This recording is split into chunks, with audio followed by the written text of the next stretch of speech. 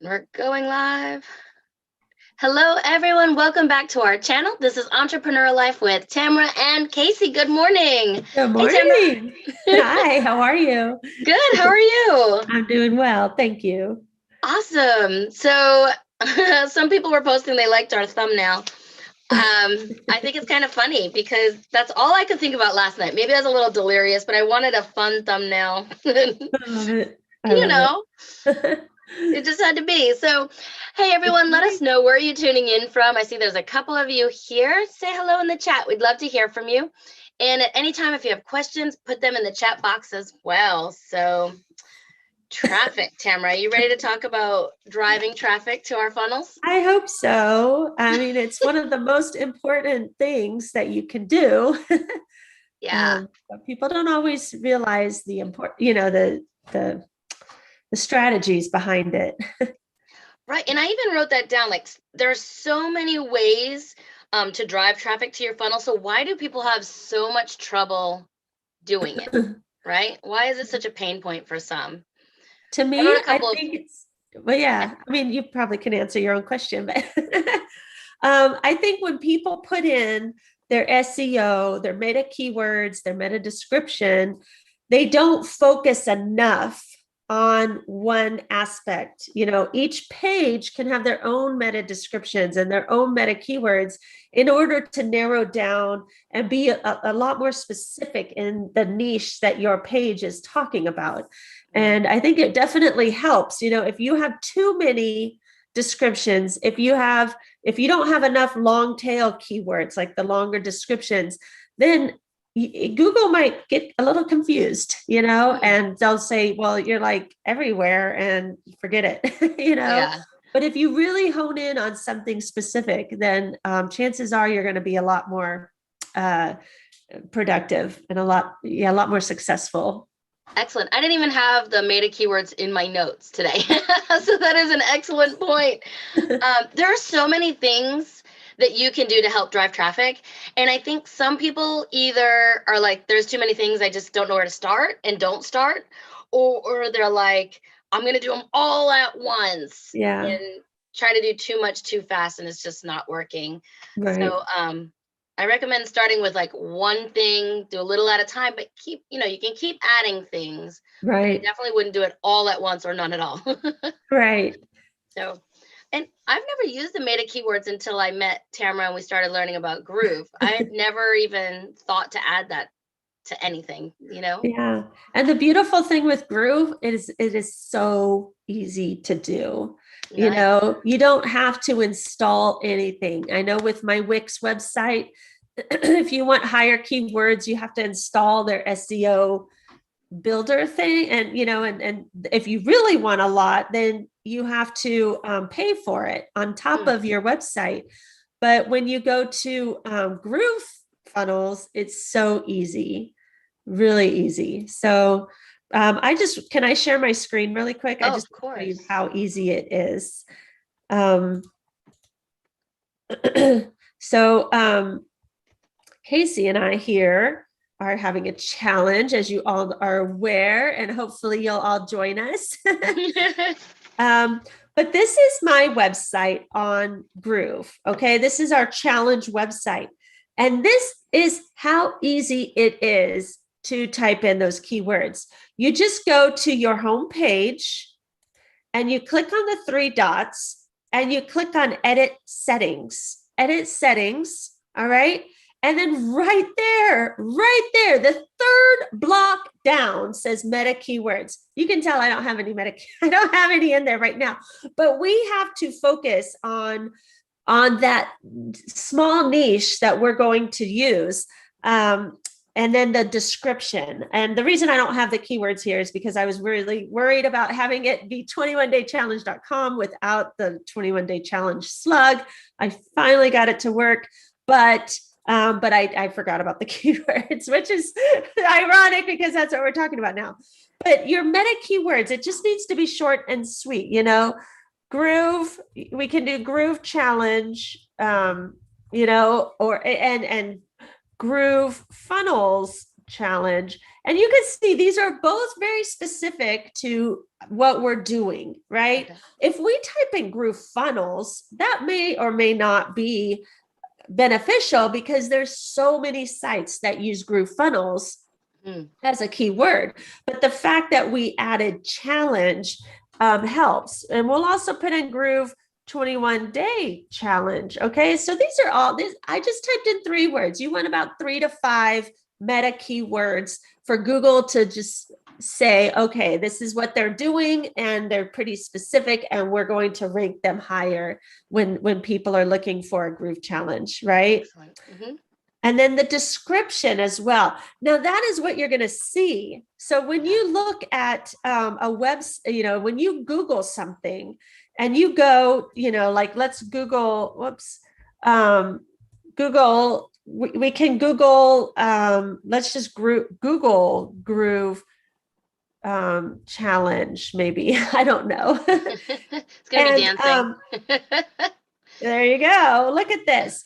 And so look at this. Body groove is a radically different way of working out. That's the description. Boom, it tells you right there. And look at, they ranked pretty high up that without an ad, Yeah.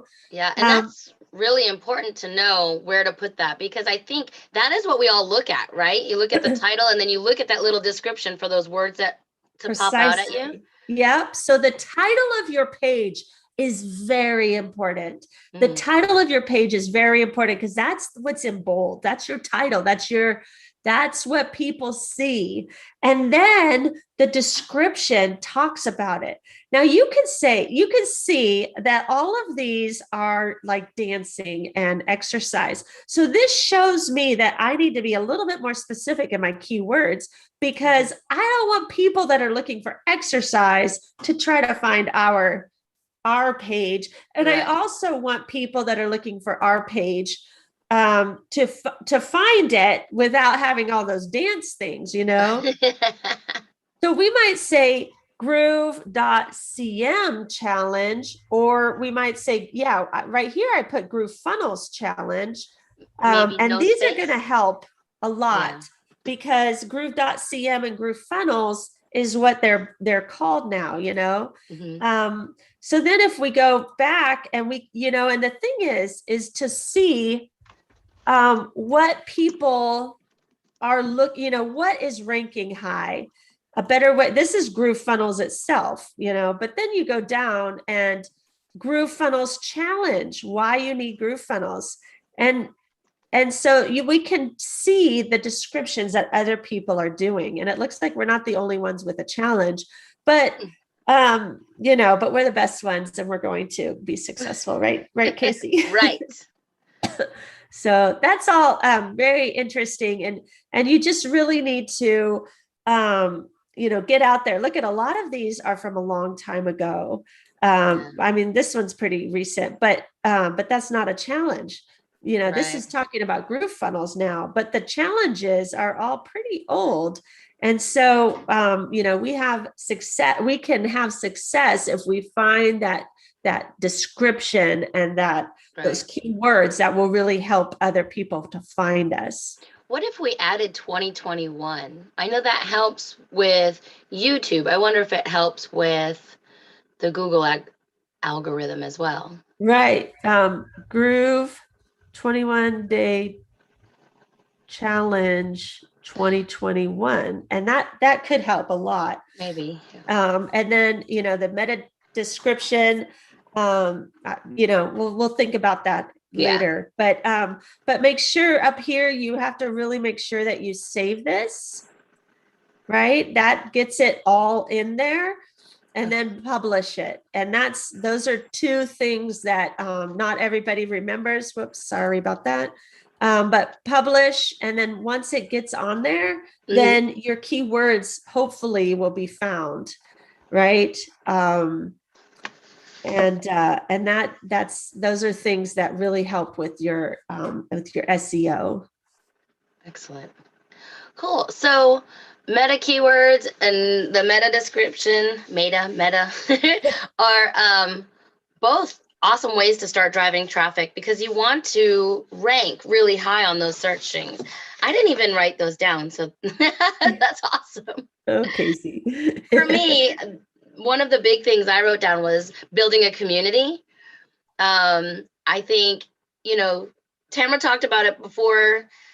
Know, like, and trust. So if we want people to find our funnel and they're coming to our channel or channels or different social media places, right? They're coming there. We're part of a community. We're building a community. And then we say, oh, by the way, we have a challenge. Well, as being a community member and a friend, they might say, oh, hey, let's go check out this challenge. We know them. We trust them. We like them. Some of the ways you can build communities, Facebook, keeping the engagement up. There's even tips and tricks into that as well, right? Yeah. Just asking questions, getting answers. I know like VIP Kid has started having us do giveaways to build community within the little communities there. Right. It's being consistent, being Yeah. consistent and give. I was watching, I joined a challenge that's supposed to help with learning how to run challenges. And in cases, in my usual thing, I was not able to go to most of the days of this challenge. Right. I want to rewatch it. I did pay for the upgrade so that I can go back and rewatch it. But then they started pushing this $2,000 price tag for how to run a challenge, right? And I mean, it was push. And I watched this video of this lady who knows the guy's past, and she knows a little bit about everything else. And she has a list of 11 red flags of what to watch for with people that are kind of just out for your money, Interesting. And he nailed every one of those flags. Oh. And but she went ahead and she wanted to test her theory on these flags, and she did. And she said that there was one guest speaker who gave very valuable information in the big price tag. Wow. But everything else was exactly the same as the free challenge that he just did. But people are paying when they can't even really afford it. They're paying for these courses that are not, they don't have the value of the price tag. Right. And and I'm not sure what people think when they do these courses, if they're beneficial or not, but it's hard to find those things. It seems like everybody's, like these names are having courses for, $2,000-$3,000. Right. And it's like, it really hurts a lot of the members that are taking it, but but they're doing it anyway. But again, it's so much more ethical to build some know, like, and trust and give the course for the actual value that it is, at. Right. I mean, and I don't know. But it was really interesting. Yeah, that is interesting. Yes, but you can drive traffic all you want. You can say all the right words. You can do all the right things, but you have to know at the end of the day, your own heart, Yeah. And and do what's right for you. So sorry for that tangent, but yeah, a lot of times people can tell if you're genuine too, Yeah. Oh, for sure. So top ways to drive traffic to your sales funnels. These are just some things that I have found online. Use great images. So I don't know. I'm thinking of our thumbnail again. That's why it made me smile. Use great images. It's totally against what you're supposed to do on YouTube to change. Like everything should be matching and my thumbnails should all match. And every once in a while, I just have to do something fun and funny. But anyway, hopefully that image will help drive traffic just because it's just a little bit of fun. And I think that's kind of our personality a lot of times. So the next thing is write great headlines. This is something that's hard for me, is like the headlines and the descriptions, using good words, using that copy that we need. So Tamara and I have been taking a look at that and trying to get better at at words. And I just want to tell you, I mean, headlines are headlines. Like, they're very important to make sure you put in those keywords and everything.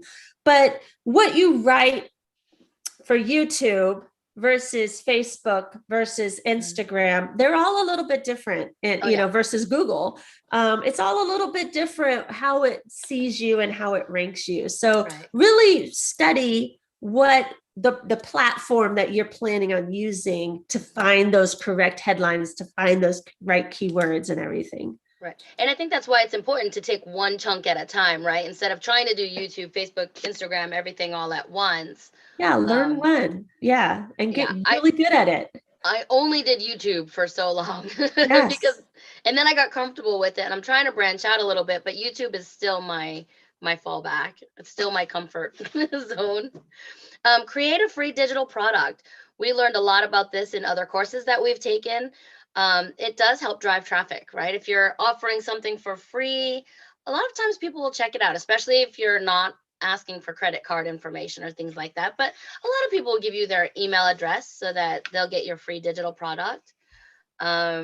Yes. And be consistent with your emails too. Yeah.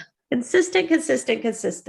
And just like Tamara mentioned, targeting the right social media, saying the right words for the right things. Use Facebook groups. And I read another article that talked about using Facebook groups, but making sure that you're giving value in those groups. So you're building a community, but you are also giving value, asking questions, answering questions, helping each other. Those are all ways you can build community. It's so true. And, with our Facebook group for Groovy for Groove Funnels, we do try very hard to post consistently and to answer questions in a timely manner and try to make everybody feel welcome and appreciated for being there, Yeah. Let's see. And this last one said, don't oversaturate. So you don't always want to post salesy type things, and this was not a course, but something I had bought to kind of like a mini lesson. She gives ideas, like, you want to do some lifestyle things, you want to do some salesy things, you want to build a know, like, and trust before you even send out some type of sales type thing, so don't oversaturate with here's my course in everybody's face, because it's like, yeah, I'm tired of this person. Yeah exactly. Hey, Cindy Bennett, we are talking about driving traffic to your funnel. I will have to watch the replay. Thanks. Yeah, I think we've got some great tips here. Tamara started off with meta keywords and stuff, and I didn't even think about how important those were. So I'm super excited. I'm going to share my screen again. I'm sorry. I wanted to show you something else with it, and let me just log in again. The other thing is, let me just get up. I'm going to pull up the page here, and then you are frozen on my screen, and I don't know if it's my internet or your internet. Oh, I'm guessing it's mine. Frozen. Okay, so we're going to go back to our challenge. Whoops. Here. And okay, and over here we have site settings. All right. So when you go to your funnel or your page, you're going to have your edit settings here. That is only for that page. That is that particular page. So this is our home page, and these are the keywords that we chose for our home page. Okay. When you go over here to the hamburger, you're going to see site settings, and this is for the entire funnel or the entire website. The whole thing is right there.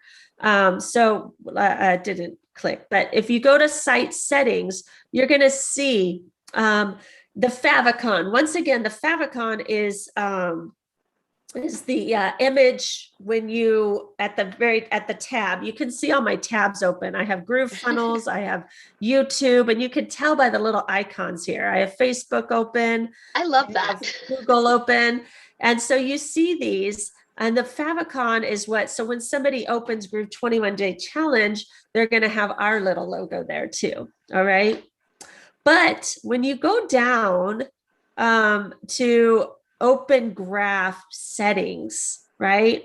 Mm-hmm. This is what will, if somebody posts on Facebook or something about the challenge, then this is an image that will pop up, and you want to have a title here too.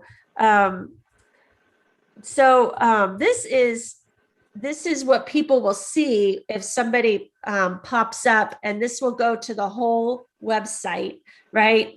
So when somebody clicks on or shares on Facebook, or when you search Groove 21 Day Challenge, then our little image will pop up. And this is also another keyword that Groove uses that is not common everywhere, because it's another SEO when somebody searches for you straight on social media. Now they're going to be able to, well, once I publish it, they're going to be able to see that title and be able to join that way as well. So we have over here, there's, like I said, there's the, I'm going to wait until it publishes, but you're going to see the hamburger, and you want to go right there for, this is site settings for the entire website. And then over here, when you go to pages or funnels, you're going to see settings for just that page. Okay.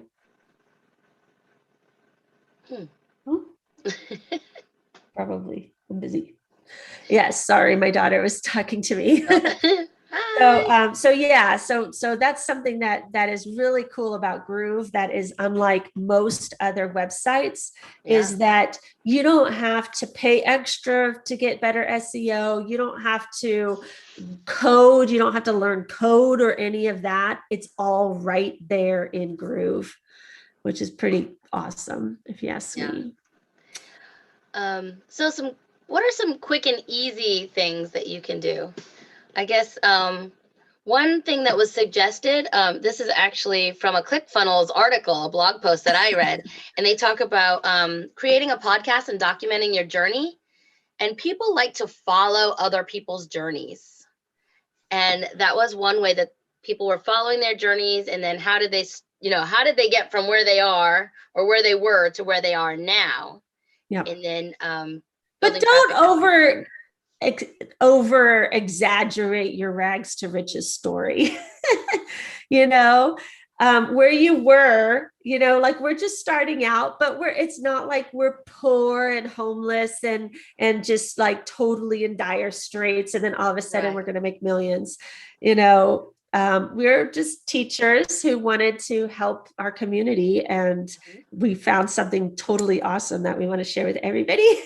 Right. So this is just starting our journey, right? Right. So we're just starting our journey. This is actually could be day one. So the concept behind it was, if you're starting today, then you can start podcasting or documenting your journey for others to see. I love it. Make educational YouTube tutorials. Those are always fun. One of my highest video to drive traffic to my YouTube channel has been my Zoom tutorials. I have 3 of them on there, and they have driven thousands of views to my channel. Nice. So little quick tutorial tips are always a good thing as well. Yes, don't drag them on. I know when I go on YouTube and I look for something, especially with Groove, you can pick a 2 or 3 hour video, or you can pick a 15-minute video. And yes. It's easy when you're making videos to go on and on too, because you want to show everything, but it's hard. I have to remember, like, this is for people that need some tips. Like, they don't want to jump on and hear you ramble. So tutorials, I think, are best not done live, at least for me, because I talk too much.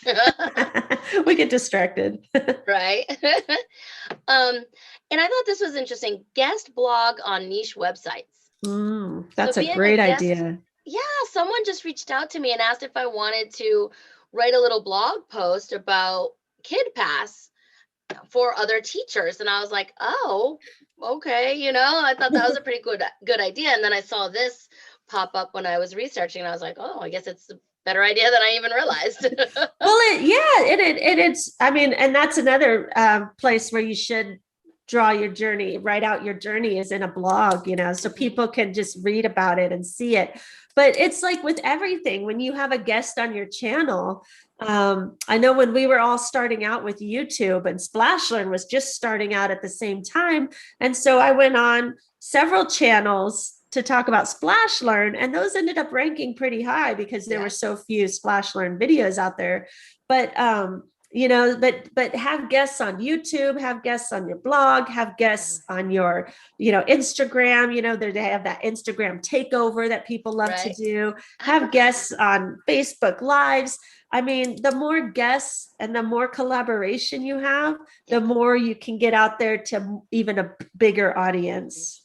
Speaking of collaborations, we'll be on Cindy Bennett's channel tomorrow. You can find her on YouTube just under Cindy Bennett, and we're going to talk to her about her groove business or her building a course on groove. So we'll be on her channel. That'll be fun. So speaking of guests or being a guest. Hooray for guests. That was a great transition. We didn't even mean it. And the last one I found was using Pinterest. Have you ever used Pinterest for building your business, Tamara? So I have not used it. Well, I've used it for getting ideas of my own, whatever I'm working on at the time. Yeah. And it is amazing. I use it for just fun.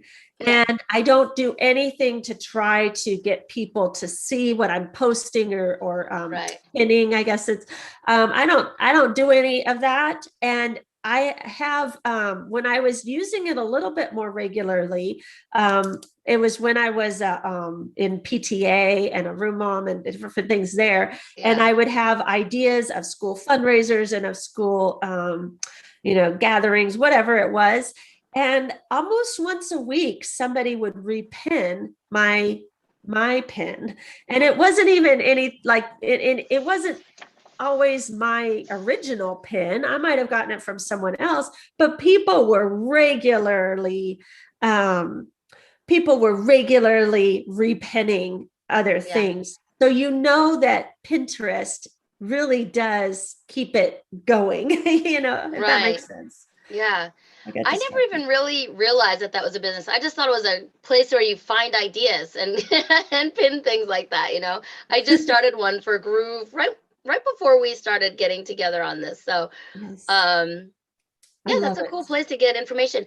And I was looking, this one lady that I follow, she only has like 200 and something followers, but she has like 20,000 views per month. Wow. And it's her own little store. I've bought from her before on Teachers Pay Teachers. I didn't even know she was on Pinterest, but so I found that amazing, like 200 and something followers, but 20,000 plus views every month. That is crazy. Yeah. She knows what to pin, Rock on, teacher. And Pinterest is something where you need to gain a lot of followers. You just want people to see what you're pinning, Right. Yeah. So if you can figure out the SEO there, the keywords, the titles, the descriptions there, then you're going to get a lot of people. It does bug me. To me, I don't think people it seems like more and more and more people are using Pinterest to sell things. So it'll go to their Etsy store, it'll go somewhere else. And it's like, Pinterest to me is more of a DIY kind of thing where, you go and get ideas, you go and get tutorials, you go and get value and you're not really getting value when you see something that, I could make this, and you go to the website and it's to buy it, I think if I know up front, then I'm like, okay, like if it's somewhere in their description, I can see it like TPT Etsy shop, then I'm like, okay. But when I don't know and I get rerouted over there, I'm like, bummer, now I gotta go back. Yeah, exactly. Yeah, I see what you're saying. I think we're supposed to be guests on your channel, Cindy. Right? Tomorrow. Right? Tomorrow? 9:15 your time? Let me know. Do I have that wrong? Dun, dun, dun. I don't know. I can't tell when she's joking or not. So Cindy Bennett 13, tomorrow we are supposed to be her guests, I think. That's funny. All right. So Tamara, what else? Anything else in your notes about driving traffic? No, but I do want to say that there are a lot of places to find what people are looking for. I know we've mentioned what is that one? Askthepublic.com. Askthepublic.com. That's a great place to ask questions or to find what people are asking, what people are looking for. You can look up Google keyword searches. You can look up, there are countless places to find the right keywords, the right descriptions for what you're trying to accomplish, but keep it concise, keep it niche friendly. Make sure that the keywords and the description are together, like they go together, they flow.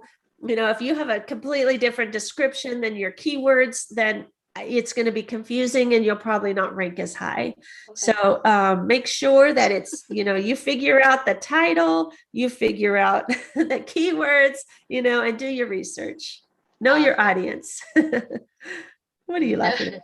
Know your audience. Yes, Cindy. She was kidding. I thought so, but then I got Kasie's very trusting, everybody. I am. Or gullible, whichever you want to call me. I know. That's awesome. So I want to know if you were watching the replay, and we've had a bunch of friends saying they are going to. So I want to know what you are going to start on. How are you going to drive traffic to your funnel or to your channel? How are you going to work on it? Are you already working on something? Let us know. Are you working on one thing, or do you try to do it all at once? Because I'm usually a all at once kind of person, but yes. TikTok. Catherine's trying to get me on TikTok. I don't know yet. I feel a little too old for it.